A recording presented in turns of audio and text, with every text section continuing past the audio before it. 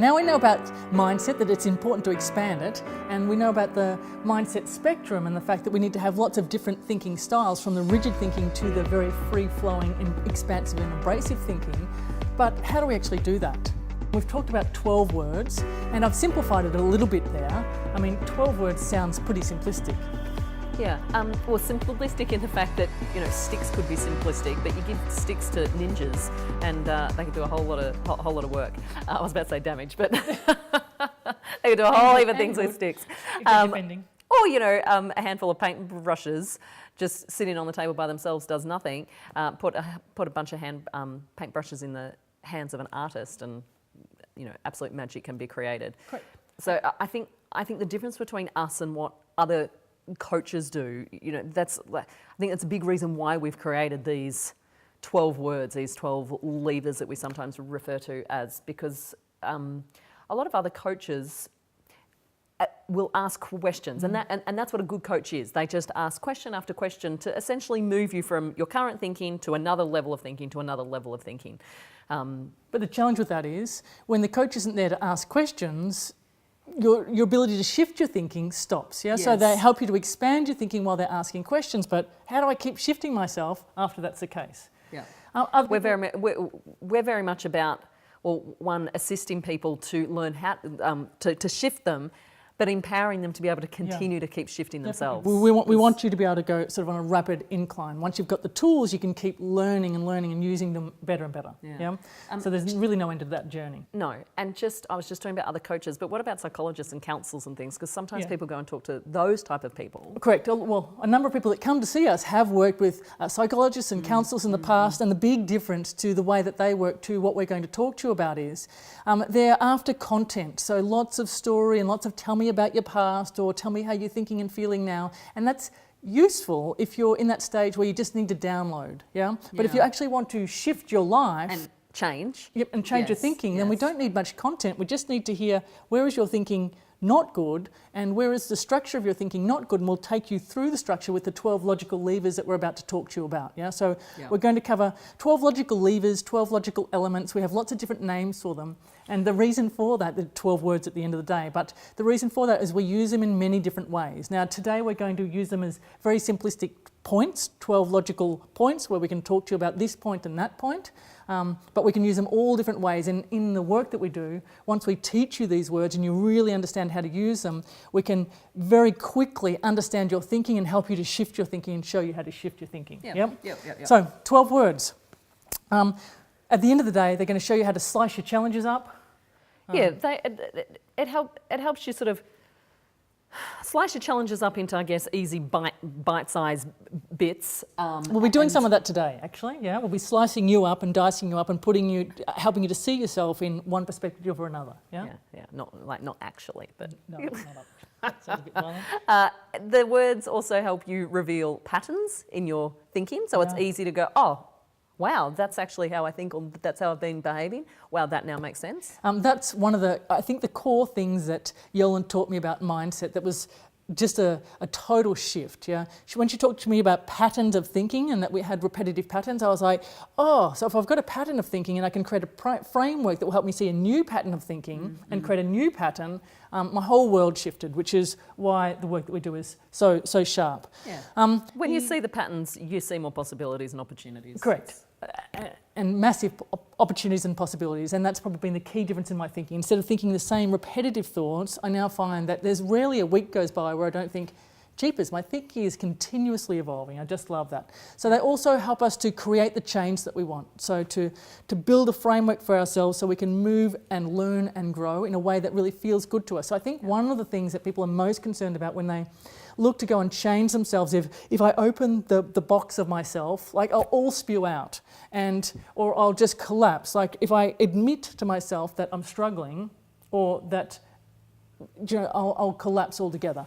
And that's not the case at all. When you've got a framework, you can really create that change. Correct. So they help us to fast track your change, to cut through your thinking to the core of your thinking that needs to shift. So what are the first two words, my lovely? I was just going to add, with all the work that we've done, we've always been trying to just go, how can it be more succinct? How can it be simpler? How can we drill Faster, down? So, nicer, quicker, easier. yeah, and we've come up with these 12 words. So the first 2 words are external and internal. Pretty easy words. Internal, inside my skin. External, outside my skin. Outside my skin. Now that sounds simple, but when we actually drill down into those words, external, the majority of people live in the external. Yeah, minority or internal, minority, yeah. Yes. But the majority is in the external, and what that means for when we say external, it's blaming other people for the way that they feel, or it's what drives them, yeah? So it's not only what yes, annoys it's not just you, like that- it's what drives you. So I'll be happy when I make $1 million, when I've got a relationship, when I've got a new house, then if something happens, then I'll be happy. So on the weekend I can relax. Yeah. It's always... And look, I'm going to say myself, I was very stunningly externally driven up until my mid-30s, which is when I was reading all these personal development books, but I was reading them to get something in order to make me feel happy. So very external focus. And look, it does work sort of well as a driver in that it sees people reaching forward as much as they can. And what we see is some very successful people by the age of about 40 or so. We can have people who are very wealthy and have good money, and they run up the ranks because they're seeking external approval. Yeah. But they get to that position where they've actually got money, etc., and they realise almost my ladder is on the wrong wall. And that's often what happens, is people with an external focus end up running up the wrong wall with their ladder because they're so focused on money and all those sorts of things. And that's what I did. Do you know, I was in the finance business, very successful mortgage broker with my sister in business, but wrong wall for me. So I had to come down the ladder and go up the right wall, which is what we're doing here.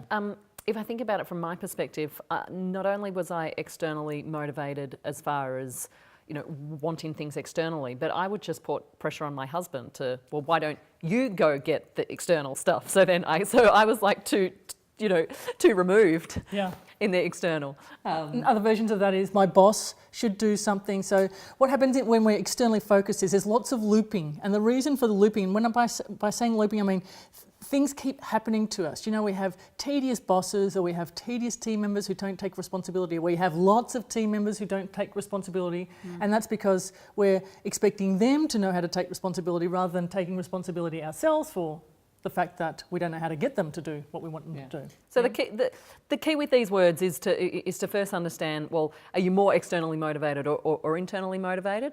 But there's a lot of depth to these 2 words as far as knowing when you're externally motivated, coming back into the internal, and what that actually means and what that looks like, but not in a resentful way. In this beautiful, it feels really good to be internally motivated, because that's where real control and certainty comes from. Oh, and deep fulfillment. So it's like the cake and the icing. External is the icing, and the internal, if you're internally focused, that's like the cake. Yeah. You like the idea of icing. You know, it sounds good, but if you eat a whole plate of icing, you're going to feel crap. Correct. If all you've got is icing and no real cake, no internal focus. Yeah, you want a good cake with a nice bit of icing on the top. Great. That's the ideal. Excellent. So that's the first 2 words, external and internal. Now, when we talk internal, we're going to break that down into 2 more words. Yeah. Thinking and feeling. Pretty easy words, hey? So thinking and feeling. These are stunningly powerful logical levers. And I'm going to ask you to see how these logical levers apply to yourself. Are you a thinker or a feeler? And the thing with that, I'm smiling as we talk about this because Nick is very much the thinker and I'm very much the feeler. And originally. Well, yes, but that's sort of our default. Correct. and we've learnt to do both, sure. But to keep it sort of simple as far as, well, are you one or the other? Often we'll ask people, are you a thinker or a feeler?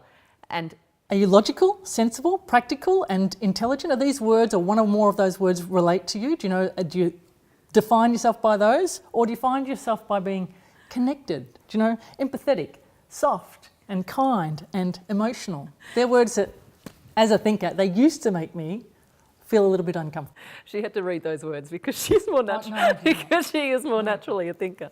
But when we ask people which one are you, if they have to pause and think, they're a thinker. Correct. Yeah. If you're a feeler, you just feel that you're a feeler. Definitely. Yeah. Okay, so are you a thinker or a feeler? It's interesting to know that.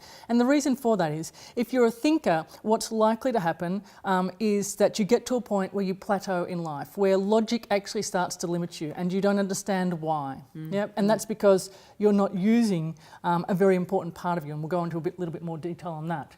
If you're a feeler, on the other hand, you'll find that life will feel a bit unpredictable. Well, you sort of get thrown around by the waves a bit more. You know, well, it's how you feel. Oh, well, that feels good, or that doesn't feel Right. good.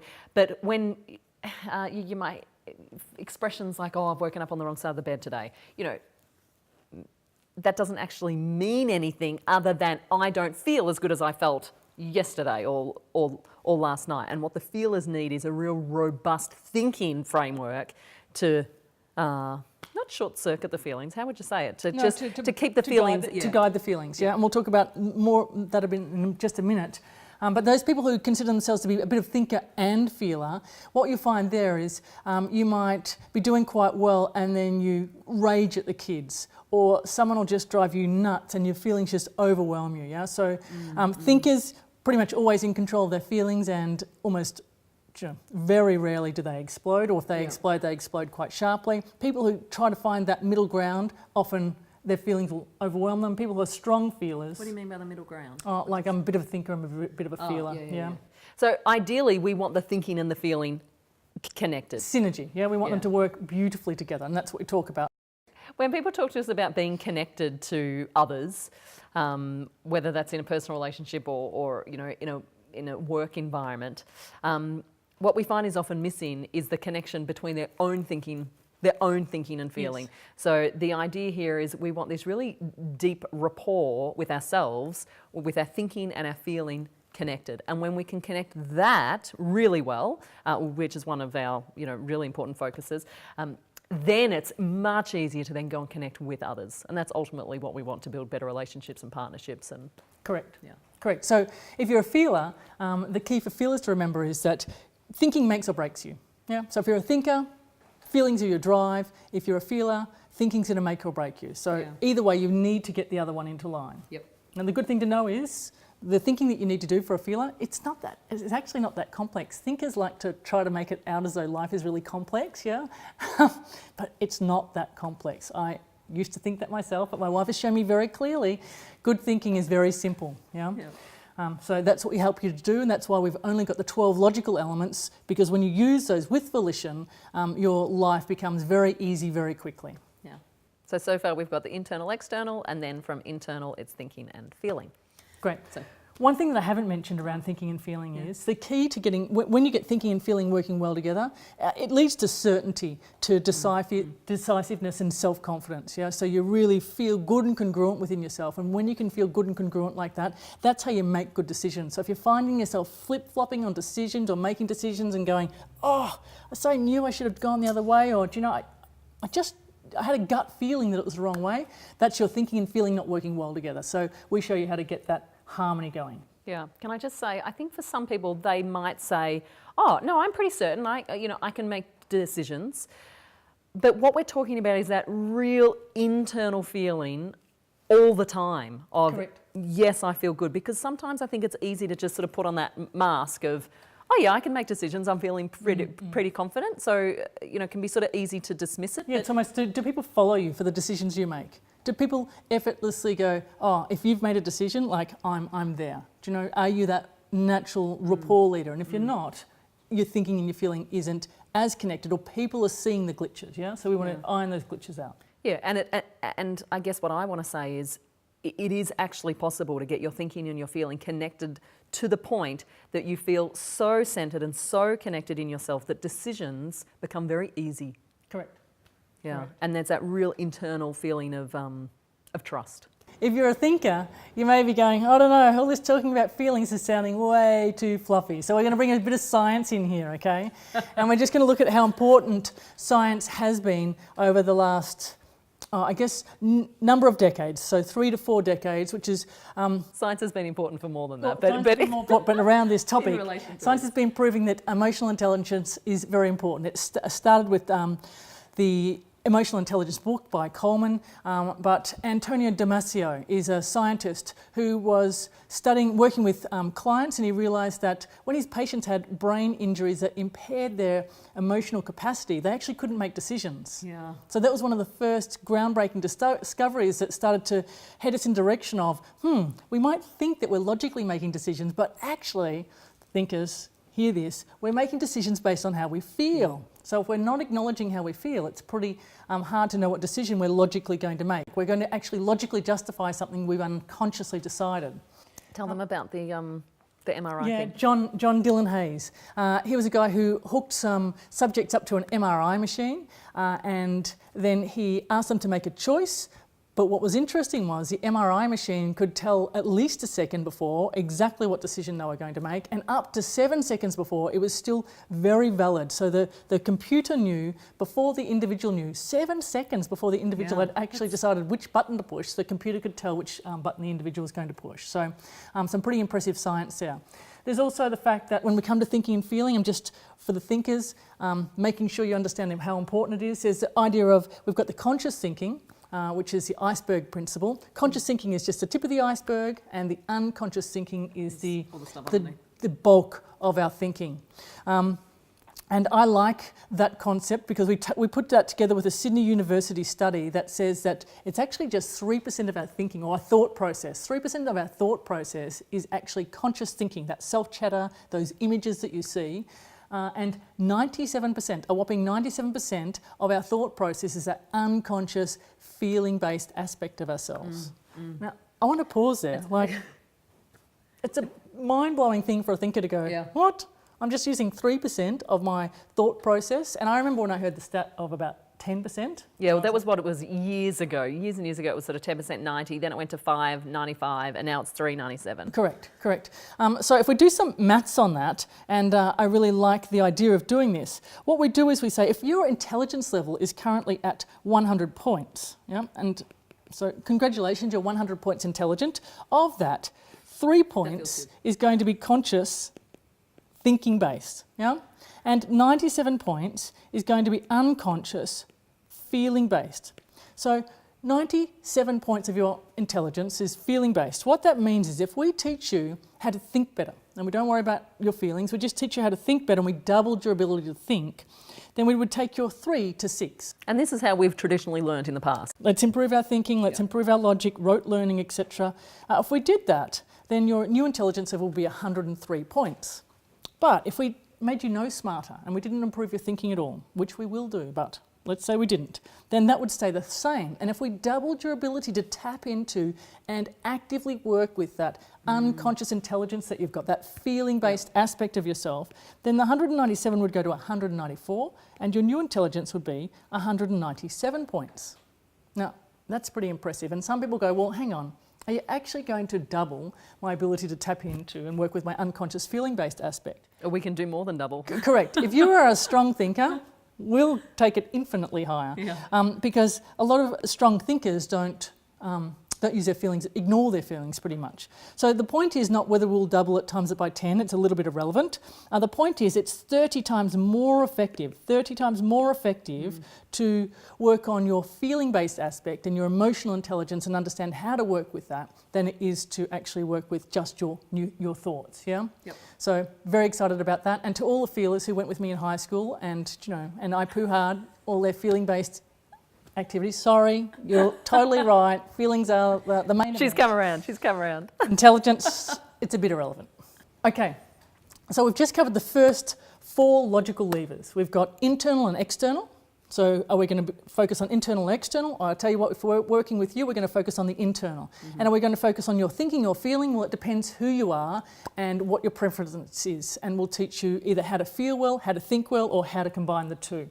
Can I just say on that, I think for perhaps other people in our field that do sort of, I guess, similar work to us, a lot of the focus is traditionally put on the external. What goals, what would you like, you know, what's going to Values make and you, beliefs, yeah, yeah. what are your values and what are your beliefs? Although that could be seen as internal, but it's external framed focus. in a, how are we going, what are we going to set up in your life so then the external is better? We're not those type of coaches. Our focus is very much on the internal, because if you don't get the internal right, the external is completely irrelevant. So I Yes. just wanted to, Correct. I just wanted to land that. And some people think I need to get the outside right. It's no use getting the outside right, because if you've ever thought, I know I need to do that, yeah, I know I should be doing that, but I don't do that, that's your thinking saying, we should be doing this, and your feelings are going, no, it's not of interest to me. So it's really important to get your thinking and feeling working together well. And this is why it You wanna works so get- well in business. So business owners, Yeah. if you're a business owner sitting there going,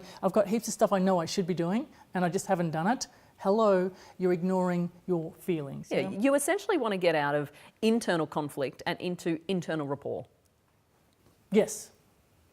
And the reason for that is, if you're not in internal rapport, you end up fucking yourself over a bit. So if you're a senior exec and you've been pushing and you're exhausted and you don't understand why you feel so tired, it's because your thinking has been telling you what you should be doing. You've been using determined thinking instead of letting go, becoming expansive and actually using your feelings to make decisions. And it's just such enormous power. And we take, you know, people who have been working hard and doing it the hard way, and we show them how to do it a totally different way. And, you know, values and beliefs, they already have good values and beliefs. They just start implementing them and flowing with them rather than thinking they need to think more. Good? Yeah, I think so. Okay, next two words.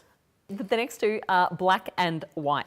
Sounds pretty simple, those words, but these are words that allow us to cut through communication. Yeah. Yep. So, Very quickly, very succinctly. correct. And one of the ways we use these levers is to go, are you a black and white thinker, or are you someone who plays in the grey? Now, I used to play a lot in the grey, whereas Yolan was quite certain about her thoughts and opinions. Yep. Now, if you're too certain about your thoughts and opinions, it's likely that the underlying logic is a bit murky and grey, because the reality is we're all sort of making stuff up, and there's no, there's no true right and wrong in the world. There's all different perspectives, and you only have to talk to two different cultures to realise how true that statement is. Yeah. But if you're too grey in your thinking and you don't know how to land on something with, volition, then you can do very well in your earlier years, but you'll fail to be a solid leader of a big company, or you'll fail to take your business to the level that you want because you're not actually landing on things with the volition that you need. Yeah, you can't sort of draw a line in the sand when it matters. Correct. So that's one of the ways we use these two logical levers of black and white. And the other is to cut through complex challenges and communication issues. So if we can help an individual to see that they are stuck on black and someone that they're trying to connect with is stuck on white, then there's a process that we show them to do of how to move from black thinking all the way across to white, not just intuitively, but really congruently, such that they can really empathise, connect with and understand the other person. There's actually a step-by-step process on Of how to do doing that. Yes. When an individual knows how to do that, and more importantly, when they know how to hold that middle position, we call it position 3, that's where real power of being able to be flexible in your thinking and command your environment comes from. Yeah. Next two levers in the thinking realm are 0% and 100%. And these levers relate to a sense of responsibility. Yeah, responsibility and ownership, but not in a surface level way No. that perhaps you have heard in the past. We're talking about a real deep body connected way. Correct. So the surface level, I guess the quickest way to think of that is I'm responsible for my reaction. Well, in our world, of course, you're responsible for your reactions, yeah? But we're talking about responsibility. I'm responsible for everything that's being created in my life. So it's an extreme thought process. But when you know how to be responsible to that degree, you can start to create change that's unfathomable to other people. And there's a real ease that comes with that. And until you're at that point, it's sometimes difficult to understand. Correct. But So- that's the level we're talking. Remember, we call them logical levers. So let's talk about the 0% lever being on and what that looks like. And often people who believe and who think that they're taking 100% responsibility actually don't realise how little responsibility they're taking. If you look at the fact that senior executives sometimes are thinking, I know I should be taking responsibility, and so they step up and they do take responsibility, but underneath the feeling aspect, the unconscious aspect of them, and the rest of the 97%, They're resentful. they're resentful or tired or really not understanding how they're actually supposed to be taking responsibility for team members that just aren't pulling their weight. Well, only 3% of them, the conscious aspect of them, is taking responsibility, and 97% of them is not connected to that idea. Yeah? So in our world, that's actually closer to 0% responsibility than it is to 100% responsibility. So they look like they're doing it, but they're not congruently doing it.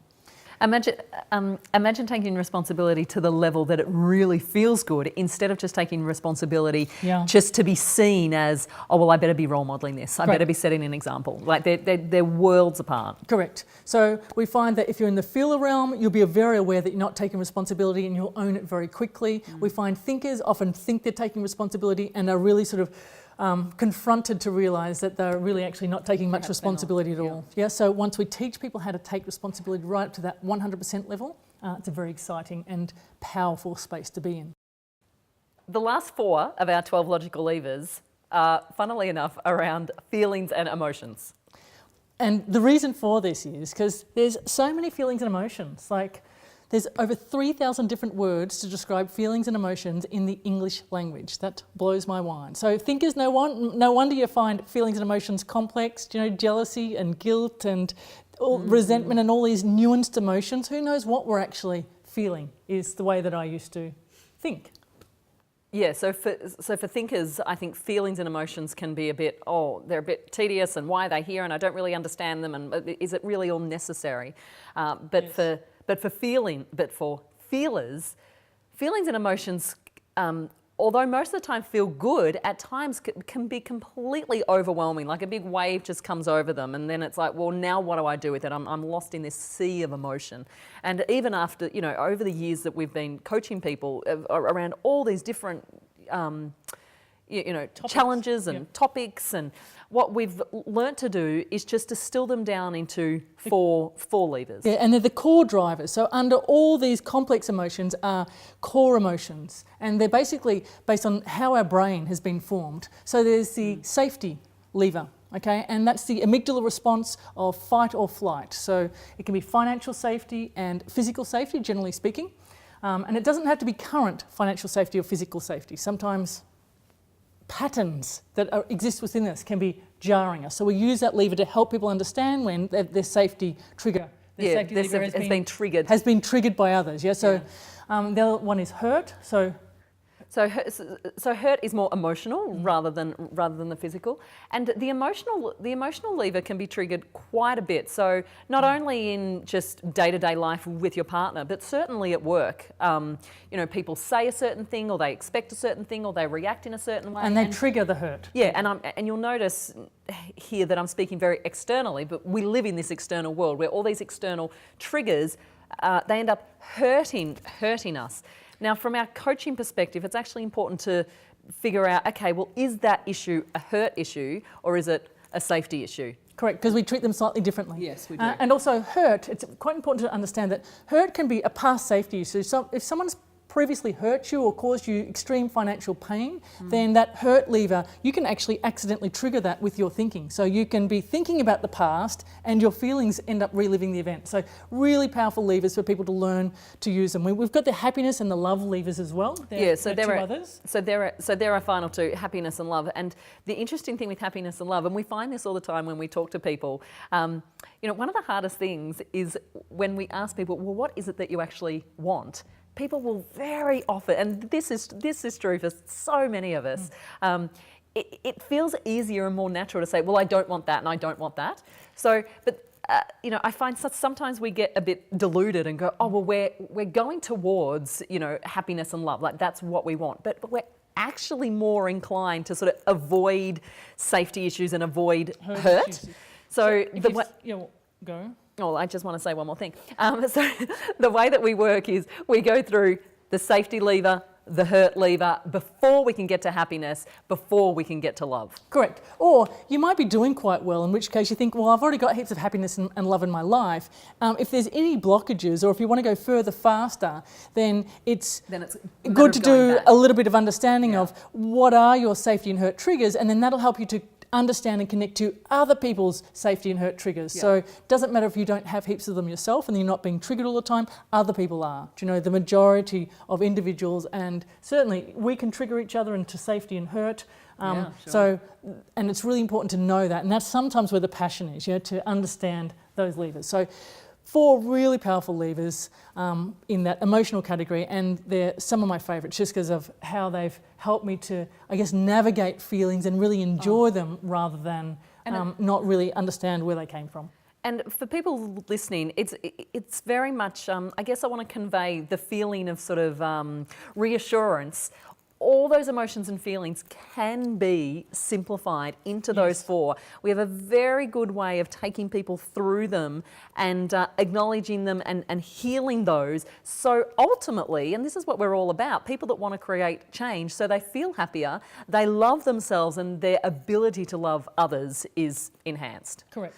I really like those 4. I like all of them, obviously, but those 4 at the end can just. Well, it's really working with the bring something. 97%, and it helps people to stop procrastination, helps people to stop being fearful, and it also helps people to move through those internal blocks. So anytime that you know you should be doing something but you're actually not, you're guaranteed got a safety or a hurt lever going off. And you might sit there going, no, not me.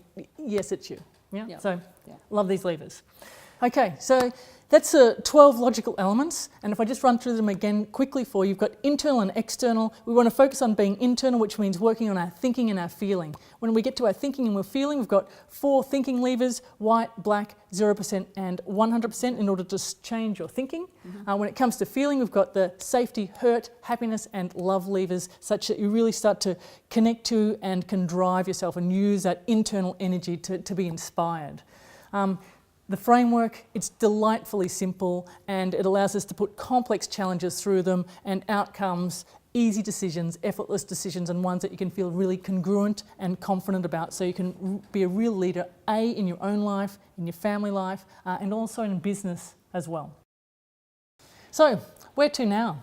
You've heard about the logical levers, you've got some insights about yourself. What else is possible? If you're interested in the idea of learning more about the framework and either working with Yolande or myself or one of the other Inspire Tribe coaches, then I'd like to tell you a little bit more about what that involves. And I guess the very first thing that's really important for me to talk about is the fact that we guarantee our work, so therefore we don't work with everyone. If we work over a 6-month period as a standard starting point. Can I just say, with the guarantee, we've done a whole heap of programs and we've asked every time, do you guarantee your work? And nobody says yes.